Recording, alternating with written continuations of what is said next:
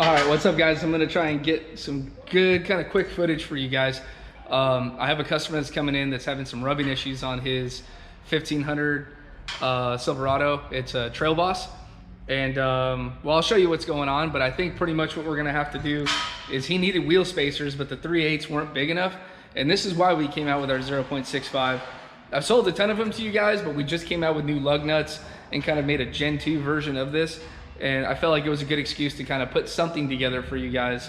Even though it's real quick and I don't really have I usually have some like talking points that I want to make sure I discuss with you guys, but we're just gonna have to jump into it and I'm gonna show you what's going on with this truck and then what we're gonna do to fix it.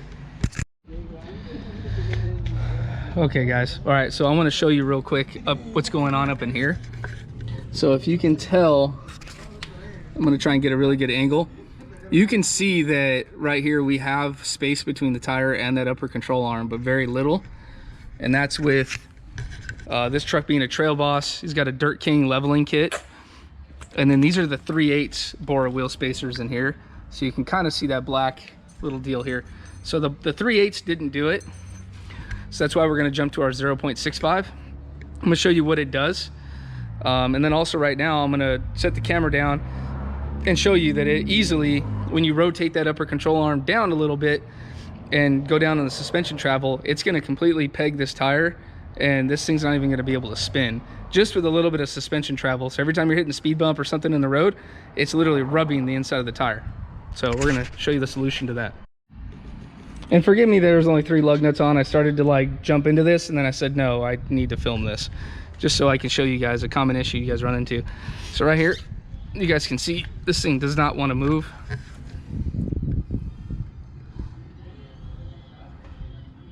So that's what happens when the suspension starts to cycle out and then it hits this. So that's why we want to run 0.65 spacers, or alternatively you could run something bigger, but if you're trying to get the smallest spacer that's going to do the job, that's why we're going to jump to this right now and I'm going to show you what it does. Okay, so you can see a little bit of what's going on. We're going to remove this 3/8 spacer here. And you can see that you have your typical leveling kit set up on a 1500 truck. This is a Trail Boss, so this is going to net a little bit, not as much of a lift, right? But probably somewhere in the 3-inch mark for a non-Trail Boss truck. But yeah, you can tell where it's rubbing right in here.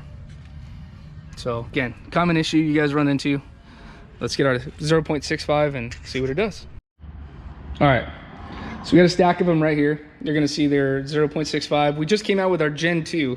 So this would be a good explanation of what the Gen 2 is. So these are hub centric also, right? So let's just remind you why we do that. We mimic that hub centric ring there. So that way you still have a hub centric spacer. So we have that on there that sits nice and over, nice and tight. That's rock solid. So anything that's up against this is gonna be hub centric, and it's not going to allow this thing to move all over the place. There's cheap spacers on the market that they're going to be non-hub centric, have a flat face on there, and you're going to have wheel vibration issues. So what we did to make it a Gen 2, we opened up these holes just slightly, and then we ordered 50,000 of these custom ET lug nuts. I made these specifically, and when I say I, this is Nick at Scovel Motorsports. So we do a ton of these already on the 8 lug trucks, and obviously the 6 lug guys, you guys all have been asking too, so I felt like it was only appropriate to jump over and offer that for these trucks too. So anyways guys, I want to jump into that, show you. This is a 22mm head. It's the only of its kind, and these are going to go through the wheel, and then these are going to be able to sit inside when you thread them all the way inside here, and it's going to give us far more churns than you would get if you had just the traditional lug nuts here, right? So you can see we do offer these in chrome and in black, but very similar in the head setup here. I wanted to mimic that design, mimic that cone, and then we wanted it to make it an ET to allow it to go inside here. If you guys have our kind of Gen 1 19mm lug nuts, those have been just fine for us. We just felt like with the volume we were doing, it was only appropriate to just make it the absolute best product for you guys. So that's what's going to make it a Gen 2, is just opening up those holes and allowing for something bigger like this to be in there. So let's throw it on and see how much clearance we have. So all our black ones are going to come individually wrapped, so that way when I ship them to you, they're not going to be all scratched up. You can already see what that's going to start to look like in there. And alternatively, you guys have the chrome lug nuts, and any black lug nuts of this size kind of suck on the market right now because they're so expensive. This whole setup's only going to cost you about like $100 more, all 4 spacers, and then all black lug nuts from those like $300 and something black lug nuts I see out on the market. So we'll take some measurements here so we get, or how many turns it's going to take. It's barely wiggling on there. So we got 1 churn, 2, 3, 4, 5, 6, 7. Nice. So 7. We always want to have more than 6. So that guy's perfect. And then here's a chrome lug nut. All right. So this is the OEM lug nut. This is why, look at that. We only got 2 churns on it. And this is why you can't sit here and run, you know, 1/2 inch or 0.65 spacers without that. You have to have ET lug nuts, right? So I think a lot of places online will tell you somewhere around 3, right? 3 turns will do it. We're not down for that. So we say 6. 6 is the minimum. Once you have 6, you're good. So that's between 7 and 8. Sometimes the rear of these trucks are even a little bit longer, the studs, just barely to get you another maybe 1.5 churns. So 7 churns, you'll see when you put it in there, it feels very confident.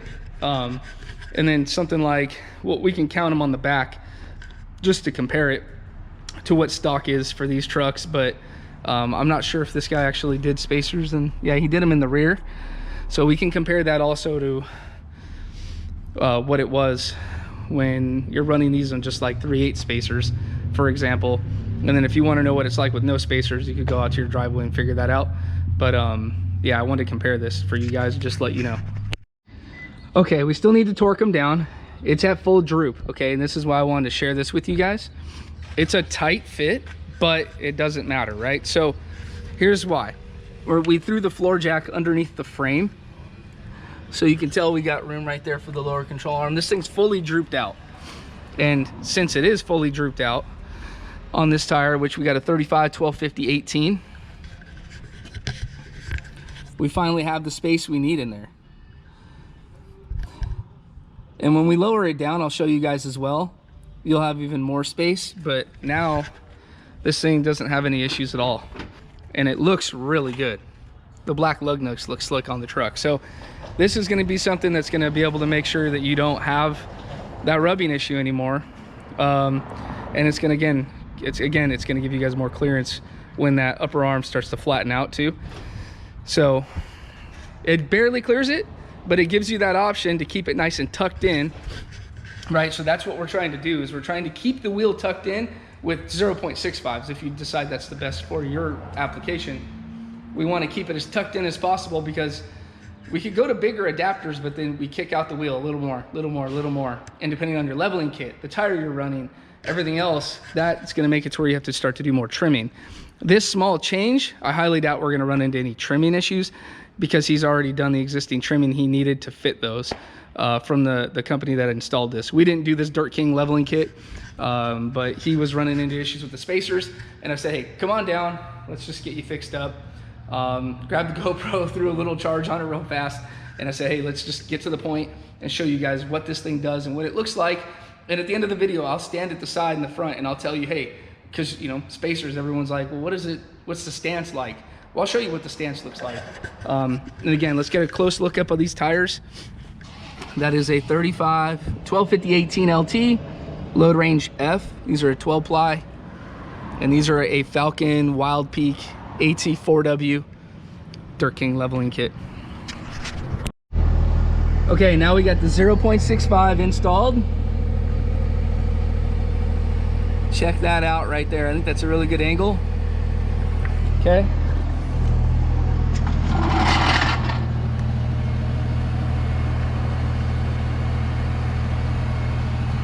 Look at how much it sticks out. Next to nothing. So that one is the only one with a 0.65. Everything else has a 3/8 spacer on it.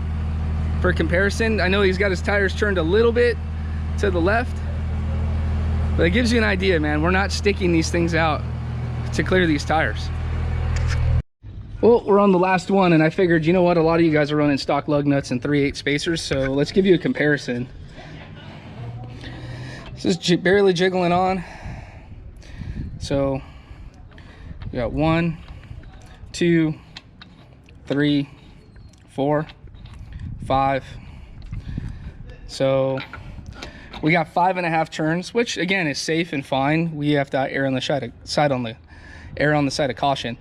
But yeah, you guys are getting about 5.5 turns off the 3/8 spacers themselves with these lug nuts. So that was just a good comparison that, hey, we're running about 1.5 more turns running those lug nuts.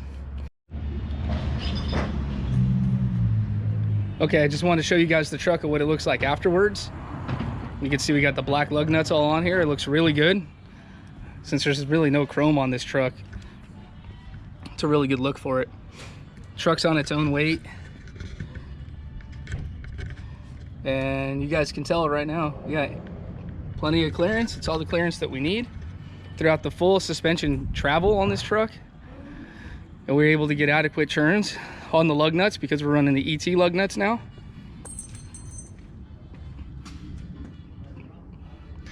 So that's all I got for you guys. I just kind of wanted to make something quick and easy to show you guys what this can do to your truck.